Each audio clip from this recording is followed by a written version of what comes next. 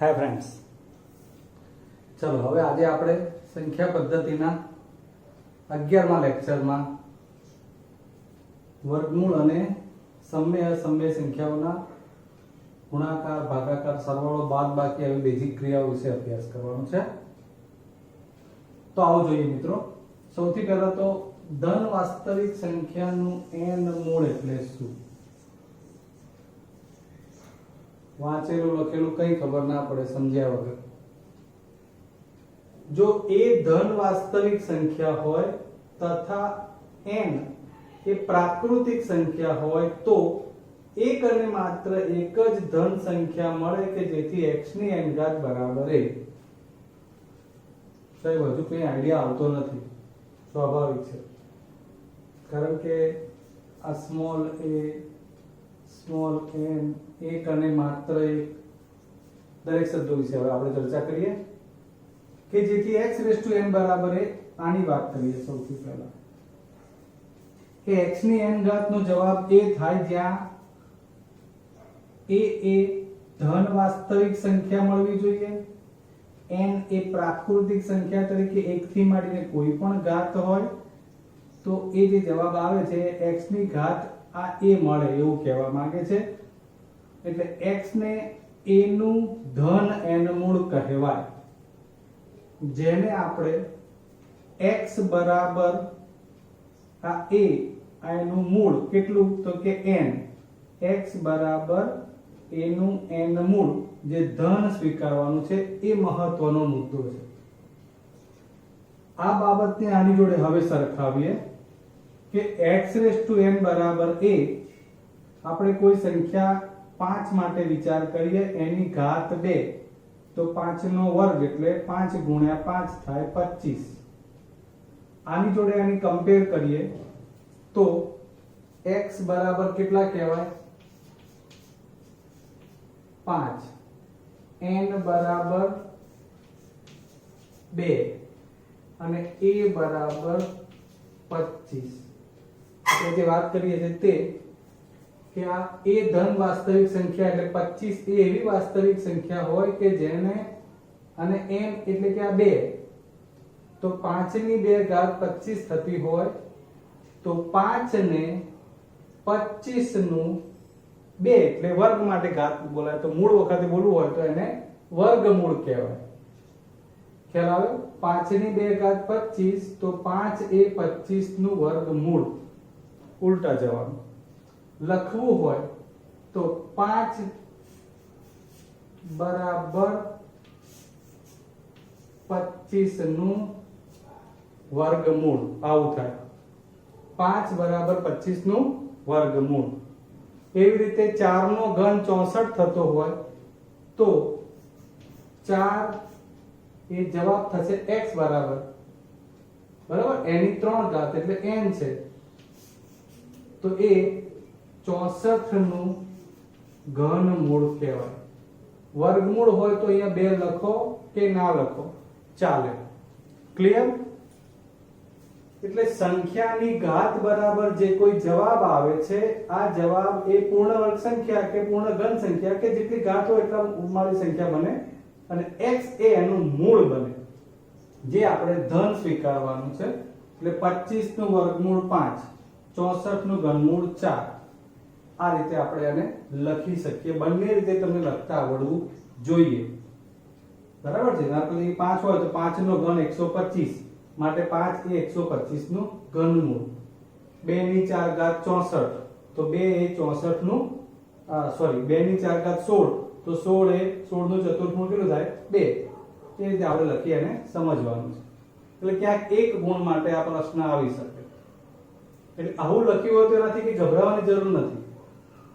બીજું કે શૂન્યની કોઈ પણ ઘાત માટેની વાત છે, n એ પ્રાકૃતિક બાબત છે અહીંયા સંખ્યા તરીકે તો શૂન્યની ઘાતનો જવાબ શૂન્ય માટે શૂન્યનું n મૂળ પણ શૂન્ય થાય। આ એવું સૂચવે છે। હવે બીજી એક ખરી વાત અહીંયા આવે છે, x નો વર્ગ n નું વર્ગમૂળ। આ શું છે સાહેબ? તો આ બે ઊભી રેખાઓ જે બતાવી છે રેખાખંડની નિશાની વચ્ચે x એ માનાંક કહેવાય। એ માનાંકનો અર્થ એવો કરવાનો કે એ ધન જ લેવાય કિંમત, ચાહે માનાંકની અંદર મળતો જવાબ ઋણ હોય તો પણ એનો ફાઇનલ જવાબ ધન સ્વીકારવામાં આવે છે. મોડ્યુલ કહેવાય જેને માનાંક. તો x નો વર્ગ એનું વર્ગમૂળ એટલે કે x² નું વર્ગમૂળ એ માનાંકમાં x એટલે ધન સ્વીકારવાનું. જેમ કે અહીં આપણે 5 નો વર્ગ એટલે 25 તો 25 નું વર્ગમૂળ 5 કહ્યું છે એ રીતે લેવાનું છે. કોઈ પણ સંખ્યા હોય ઘનવાળી વર્ગવાળી એ પ્રમાણે વિચારવાનું થાય. અહીં 36 લખ્યું છે તો 36 એ 6 નો વર્ગ હોય એટલે જવાબ આવે 6. એટલે અહીંયા આપણે 36 નું વર્ગમૂળ સીધું 6 એવું લખ્યું છે આની ઉપરથી જે ધન સ્વીકાર લીધું. તો પછી મેં નીચે કંઈક લખ્યું છે જુઓ, પરંતુ 36 નું વર્ગમૂળ શબ્દોમાં 6 અને -6 એવું લખી શકાય. કારણ કે જ્યારે વર્ગમૂળનો વિચાર કરીએ છીએ ત્યારે એ કોઈ સંખ્યાના વર્ગમાંથી બનેલી હોય. જેમ કે 5 નો વર્ગ 25 થાય તો યાદ કરો મિત્રો -5 નો વર્ગ કેટલો થાય? એ પણ 25 જ થશે ને, -5 ગુણ્યા -5. એટલે વર્ગ માટે આવું શક્ય છે. એટલે તમને જો બે ઓપ્શન કરીને ખાલી જગ્યામાં પૂછવામાં આવે કે 36 નું વર્ગમૂળ ખાલી જગ્યા અને ખાલી જગ્યા તો ધન 6 અને ઋણ 6 એવું લખવાનું છે. આ રીતે પૂછ્યું હોય તો તમારે ધન 6 એવો જવાબ લખવાનો છે. સમજ્યા? બે ઓપ્શન હોય તમારે ધોરણ 10 માં આવશે, ક્યાંક વર્ગમૂળ કાઢશો ને એટલે પ્લસ અને માઈનસ બંનેનો વિચાર કરવાનો આવશે. એટલે આ આપણે n મૂળ સાથેના ટોપિકની ચર્ચા કરી છે. હવે આગળ આ બધામાં વર્ગમૂળની નિશાની સાથે સમજાવ્યું છે. નિયમો સમજવાના છે. ABCD એ ધન વાસ્તવિક સંખ્યા હોય. ઘણી વખત શું વિદ્યાર્થી તમે આ તો જોતા જ નથી હોતા. શું કહેવા માંગે છે? ધન સંખ્યા માટે જ લાગુ પડે છે. અહીં અંદર ઋણ ક્યાંય નહીં મળે તમને. AB તરીકે જે સંખ્યા લખી છે ધન વાસ્તવિક સંખ્યા જ હશે એટલે ત્યાં ઋણ નહીં જોવા મળે. એટલે ખાસ ધ્યાનમાં લેજો. તો એના નિયમો માટે વર્ગમૂળમાં AB એટલે કે બે સંખ્યા ગુણાયેલી હોય વર્ગમૂળમાં તો તમે એને છૂટી A ગુણ્યા B આવું લખી શકો.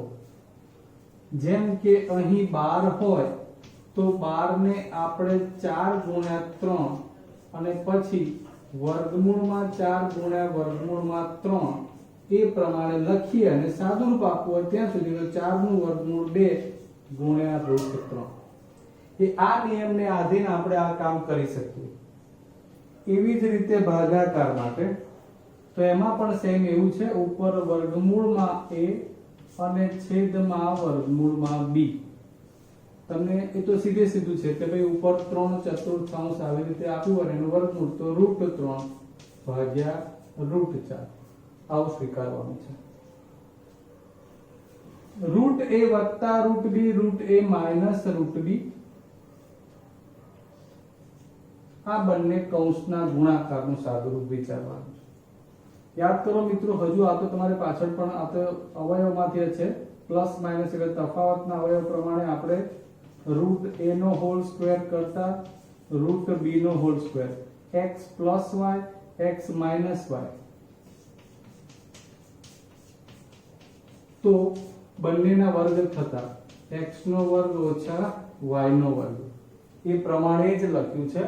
ફરક માત્ર વર્ગમૂળ છે એટલે જોઈને આપણે ગભરાવાની કોઈ જરૂર નથી. √a એટલે આપણા માટે x તરીકે કામ કરે. a નો whole square √b plus minus y તરીકે કામ કરશે. √b નો હોલ સ્ક્વેર વર્ગમૂળનો વર્ગ કરશો એટલે વર્ગમૂળ જશે. √b નો વર્ગ આવશે b માઈનસ. ફાઇનલી આનો જવાબ થયો a b. નેક્સ્ટ અહીં શું? તો અહીંયા આના જેવું જ છે. મેં ખાલી a માં વર્ગમૂળ નથી કર્યું એટલે એનું રિવિઝન રૂપે એક પદ થાય. તો a એટલે સીધો જ એનો વર્ગ લખો a². √b નો વર્ગ ખબર છે, √b b થવાનું છે. પ્લસ માઈનસ તો માઈનસ. એટલે આ સૂત્રથી જ આપણે આમાં પણ આ સાદુરૂપ લેવાનું છે. a² ઓછા b. ચલો હવે આમાં જુઓ જોઈએ બધા પદો સરખા છે. આના જેવું a b પ્લસ માઈનસ નો ફેર હોય એવું કંઈ નથી. ચારેય સંખ્યાઓ જુદી જુદી હોય, બે કૌંસ હોય તો એમની વચ્ચે ગુણાકારનું નિશાન છે. અત્યારે એવું સમજીને આગળ વધીએ તો એ બંને કૌંસના ગુણાકાર તરીકે પદ કેવી રીતે છૂટા પડે એ આપણે અત્યારે સૂત્ર રૂપે સમજીએ છીએ. એ દાખલામાં આપણે એનો ઉપયોગ કરવાનો થશે. જોઈએ પહેલા પદનો ગુણાકાર બંને પદ જોડે. અત્યારે હું ડાયરેક્ટ લખી રહ્યો છું. તો a નો ગુણાકાર c જોડે વર્ગમૂળમાં આપણે એને બંનેને ગુણીએ છીએ એમ છૂટું પાડી શકાય. તો આ બંનેનો ભેગો ગુણાકાર પણ લઈ શકાય. એટલે a અને c નો ગુણાકાર √ac. હવે √a અને √d તો √ad. એ જ રીતે b નો વારો √c જોડે અને √d જોડે. તો b અને c માટે √bc અને છેલ્લે b અને d માટે વર્ગમૂળમાં અથવા તો √bd. ક્લિયર? પહેલું પદ કૌંસ બે પદની 10 પદ પણ હોય તો આ પહેલા પદને બધા પદ જોડે એક એક કરીને ગુણવાનું, પછી બીજું પદ લેવાનું, નિશાનીનું ધ્યાન રાખવાનું, એને બાકીના કૌંસના બધા પદ જોડે ગુણવાનું. પદ્ધતિ કઈ રીતે કામ થાય છે એ આપણે સમજવાની છે. શું આવ્યું આ તો ગમે તે અંક હોઈ શકે, પણ કરવાનું છે શું એ મહત્વનું છે. એટલે એ પ્રમાણે ક્રિયામાં ધ્યાન આપવાનું તમારે કે આ પદ આની જોડે ગુણાય, બધા જોડે ગુણાય, આ પદ પછી બાજુ બધા પદ જોડે ગુણાશે. હવે છેલ્લે પહેલા તો આને તમે સૂત્ર આવડે એટલે આમ ગોખેલું હોય ને એ રીતે વિચારો છો. આ છે શું? હોલ સ્ક્વેર એ શું કહેવા માંગે? જો તમે y² ને y ગુણ્યા y સમજતા હો તો એનો અર્થ કે બે વખત y ગુણાયેલું છે એટલે વર્ગ લખાય. તો આનો અર્થ શું કરી શકાય? ચલો પહેલા માત્ર પ્લસ માટે વિચારીએ. તો √a + √b નો વર્ગ. આ બે કૌંસ હતા એના જેમ આ પણ કૌંસ છૂટા પડે. ફરક શું? માત્ર કે આમાં પ્લસ અને માઈનસ હતું પણ આ એક સરખા બે કૌંસ થાય એટલે √a + √b, બીજા કૌંસમાં √a + √b. એવું છૂટું છૂટું ના લખવું પડે એટલે એને બે ઘાતમાં લખેલું છે. અને આગળ તમે ભણી ગયા છો એ પ્રમાણે આવા બે પદના વર્ગ જેને દ્વિપદીના પૂર્ણ વર્ગ પ્રમાણે એનું સૂત્ર આપતા હતા કે પ્રથમ પદનો વર્ગ વત્તા 2 ગુણ્યા બંને પદનો ગુણાકાર વત્તા અંતિમ પદનો વર્ગ. તો એ અનુસાર આમાં √a પ્રથમ પદ, અહીંયા √a પ્રથમ પદ, √b અને અહીંયા √b નો વર્ગ. ચલો પ્રથમ પદનો વર્ગ વત્તા 2 ગુણ્યા બંને પદનો ગુણાકાર વત્તા અંતિમ પદનો વર્ગ એ પ્રમાણે જોવા જશો તો હવે √a નો વર્ગ એટલે a પ્લસ a² નાથી જાય ભૂલથી ધ્યાન આપજો 2 √ab ભેગું પણ લખાય છૂટું પણ લખાય પ્લસ √b નો વર્ગ એટલે b. ક્લિયર? આ રીતે આ એક સૂત્ર છે પણ અહીં રૂટ હતા ને એટલે રૂટ નો વર્ગ થાય છે એટલે અહીંયા વર્ગમૂળ જોવા ન મળે. બસ આ તમારા માટે થોડું નવું છે. તો આપણે દાખલામાં આ જે સાદુરૂપ વાળા પદો સમજ્યા છે એનો અવશ્ય ઉપયોગ કરવાનો થશે. હવે આગળ બાબતો આ તારણો છે એક પ્રકારે લખ્યું છે પ્રમાણે જુઓ તો શૂન્યતર સમય સંખ્યા. શૂન્યતર શબ્દ કહીએ તો પૂછી લે શૂન્યતર એટલે શું એ જ ખબર ના હોય. શું થાય કહો? શૂન્યતર એટલે શું? ગુજરાતીમાં સંધિ છૂટી પાડો તો એ પ્રમાણે પણ આઈડિયા આવે. શૂન્યતર શૂન્ય વત્તા ઇતર. શૂન્ય ઇતર એટલે સિવાયનું, શૂન્ય સિવાયની. ધ્યાન આપજો. શૂન્યતર સમય સંખ્યાનો અસમય સંખ્યા સાથેનો સરવાળો, તફાવત, ગુણાકાર, ભાગાકાર એ અસમય સંખ્યા જ મળે છે. તો એ જોઈએ ઉદાહરણથી. આપણે લેવાની છે કઈ સમય સંખ્યા એનો અસમય સંખ્યા સાથે સરવાળો. ચલો 4 એ સમય સંખ્યા છે અને √5 એ અસમય છે. તો મિત્રો 4 અને √5 નો સરવાળો 5 ને 4 વર્ગમૂળમાં 9 એવું ન થાય. √5 એ અસમય સંખ્યા છે, 4 એ સમય છે, એનો સરવાળો નહીં થઈ શકે. તો એ જવાબ અસમય આવ્યો કહેવાય.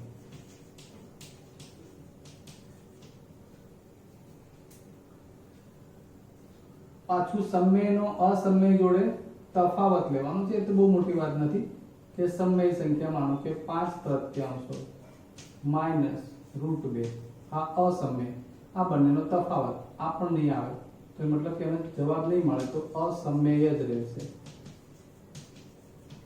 આ તમને હું ઉદાહરણ એના વાક્યો સાથે સમજાવું છું. આ આખી સંખ્યા સમજવાની છે. 4 અને √5 નો સરવાળો એ આખાનો જવાબ એ અસમય સંખ્યા બને. એમાં 5/3 એ સમય છે, √2 એ અસમય છે, સમય અને અસમયનો તફાવત લીધો તો એ પણ અસમય આવે. ગુણાકાર લઈએ 7 આ સમય સંખ્યા ગુણ્યા ચલો √7 લખો તો 7 49 વર્ગમૂળમાં એવું ના થાય કારણ કે એકમાં વર્ગમૂળ છે એકમાં નથી, આમાં કોઈ ક્રિયા નહીં થાય. જેમ 3 ગુણ્યા 4 હોય તો તમે 3 ગુણ્યા 4 7 લખી શકો. અહીં જોયું તે પ્રમાણે √4 ગુણ્યા √3 હોય તો એનો ગુણાકાર કૌંસમાં કરીને √12 લખી શકો. બંને વર્ગમૂળ વાળી સંખ્યા છે માટે સજાતીય છે મૂળની દ્રષ્ટિએ, તો એટલે એનો ભેગો ગુણાકાર થાય, છૂટું પણ પડે. પણ અહીંયા તમે 7 ગુણ્યા 7 કૌંસમાં ન કરી શકો, કારણ કે એક 7 વર્ગમૂળ વગરની છે, એક વર્ગમૂળ વાળી છે. બંનેમાં સરખા મૂળ હોત ને √7 તો એ શક્ય બને. ધ્યાન આપજો બરોબર. એટલે આનો જવાબ પણ અસમમેય જ રહે. અને છેલ્લે ભાગાકારની વાત કરી તો એ જ પ્રમાણે કહી શકાય. 11 છેદમાં √5 એક સમમેય છે ને એક અસમમેય છે, કઈ જ ના થાય, કોઈ સાદું રૂપ નહીં. કદાચ તમને એમ થાય કે સાહેબ 2 ભાગ્યા √2 કરીએ તો આનો જવાબ તમારે જોવો હોય તો √2 ના અવયવ પડી શકે. √2 ગુણ્યા √2 છેદમાં √2 આ ઉડી જાય તો જવાબ √2 એટલે અસમમેય જ આવે છે. ક્લિયર? એ જે તે પરિણામ લખ્યું છે ને આપણે, મેં આના બધા દાખલા તમને સમજાવ્યા કે સમમેય એનો અસમમેય સાથે સરવાળો, બાદબાકી, ગુણાકાર કે ભાગાકાર એ બૈજિક ક્રિયાઓ, એનાથી જવાબ અસમમેય મળે છે. તો હવે આપણે એક બીજો પ્રશ્ન કરીએ કે બંને સંખ્યા અસમમેય હોય તો એના શું પરિણામો મળી શકે.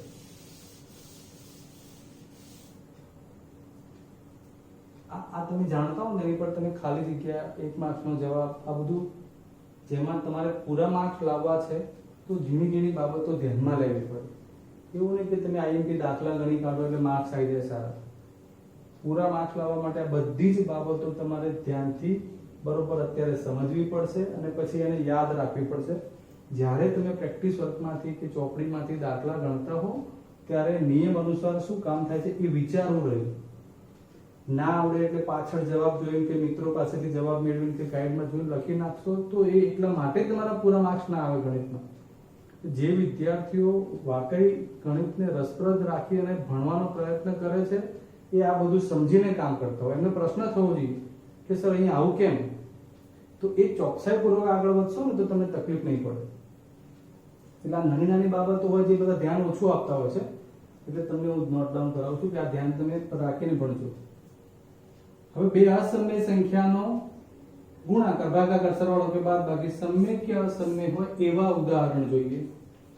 ચાલો, અસમમેય સંખ્યા છે એક √3 અને બીજી √5, તો આ જવાબ તો અસમમેય આવે છે કારણ કે આનો સરવાળો નહીં થાય.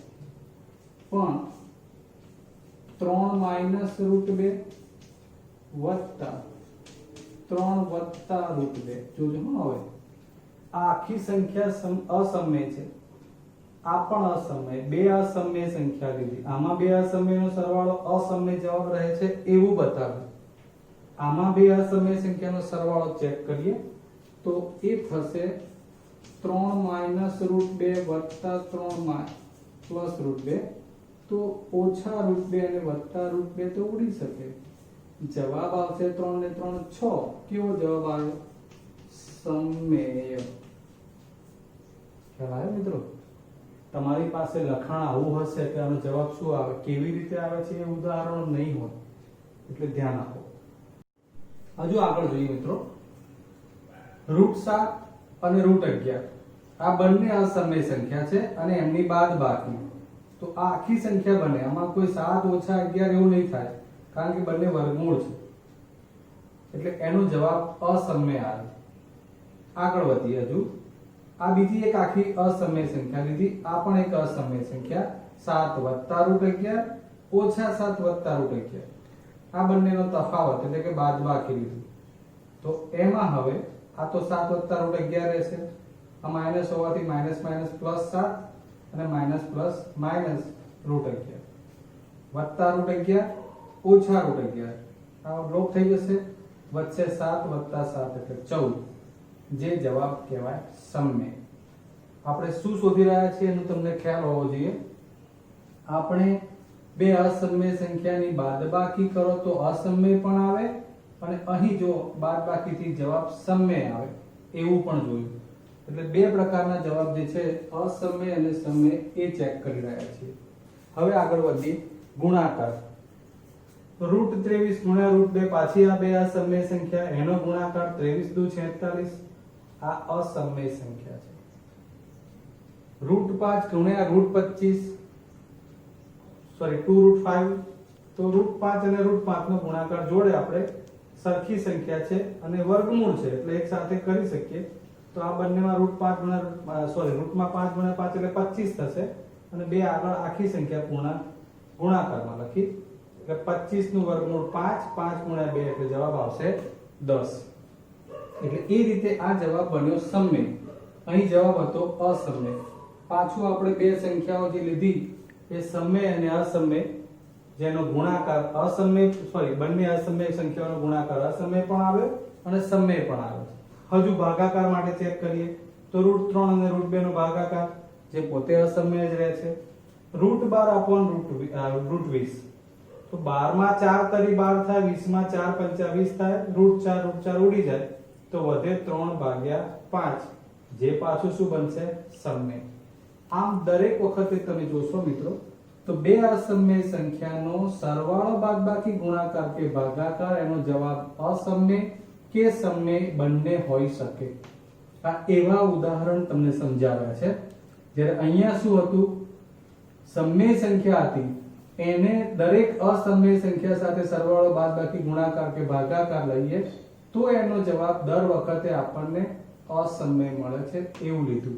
એટલે સમય વત્તા ઓછા ગુણ્યા ભાગ્યા એ અસમય બને અને બે અસમય માટે સમય ને અસમય બંને બને. હવે આપણે એક બીજી બાબત છે કે જે આગળ તમારે ઉપયોગમાં લેવાની છે એ જોઈ લઈએ. સમયીકરણ. કેવું હોય, ઘણી વખત ગુજરાતી અર્થઘટન છે ને તમને આવડતું હોય ને તો એની પછી તમને વ્યાખ્યા આખી આવડી જાય. સમયીકરણ એટલે શું? સમય કરવો. તો કોને? તો કોઈ પણ એવી અસમય સંખ્યા છે કે એની સાથે યોગ્ય અસમય સંખ્યા કે એવી કોઈ સંખ્યા ગુણો કે જેથી એ જવાબ સમય બને તો એ ક્રિયાને સમયીકરણ કહેવાય. સમજ્યા? અસમય સંખ્યા જોડે યોગ્ય એવી સંખ્યા ગુણવાની કે જે જવાબ કેવો બને? સમય. એને આપણે સમયીકરણ કહીએ છીએ. ચાલો વિચારીએ શું થાય એમાં. તો આ છે √5, એની સાથે હું બીજા √5 ને ગુણું છું એટલે પાયો પાયો વર્ગમૂળમાં 25, જવાબ કેવો થઈ ગયો? 5. એટલે હાલ આપણે શું કર્યું? અસમય સાથે શું ગુણ્યું? √5. એટલે આ √5 જોડે આ √5 ગુણવાથી જવાબ સમય બને છે એટલે આ સમયીકરણ થયું. પણ આ જે √5 છે આની જોડે ગુણ્યું એટલે સમય કોણે બનાવ્યું? તો કે √5 છે એટલે એને સમયકારક અવયવ કહેવાય. એવો બીજો પ્રશ્ન 3 + √2. તો 3 + √2 જોડે શું ગુણીએ તો સમય થાય? સ્વાભાવિક છે કે તમને એકદમ ના જ આવડે. એ ક્યારે આવડે? તો તમને આ સૂત્ર આવડતું હોય. √a + √b, √a - √b plus minus હોય તો તફાવતના અવયવ પડીને બંનેમાં જો વર્ગમૂળ જતું રહે છે. એટલે આડકતરી રીતે 3 + √2 છે તો 3 - √2 એના વડે ગુણું તો બંનેના વર્ગ થાય તો 3 નો વર્ગ 9 અને √2 નો વર્ગ થઈને બગડો થઈ જવાનો છે, પૂર્ણાંક સંખ્યા થઈ જવાની છે. એટલે 9 - 2 કેટલા થયા? 7. તમને પહેલી વાર જુઓ છો એટલે સ્વાભાવિક છે કે નવું લાગે સાહેબ અહીંયા √, અહીંયા √, પણ ગુણાકાર કરો એટલે તમને ઓલરેડી શું થવાનું છે? √2 × √2 એટલે 2 થઈ જાય છે. તો જવાબ ફાઇનલ શું આવ્યો? 7. આમ આપણી પાસે જે આ અવયવ હતો એ 3 + √2, એની જોડે એવી કઈ સંખ્યા અથવા તો કયો અવયવ ગુણ્યો તો કે 3 - √2 કે જેથી જવાબ કેવો બન્યો? સમય. એટલે આપણે 3 + √2 માટે એનો સમયકારક અવયવ 3 - √2 કહી શકીએ. એ જ રીતે જો 3 - √2 જોડે ગુણવું હોય તો 3 + √2 એ એનો સમયકારક અવયવ બને.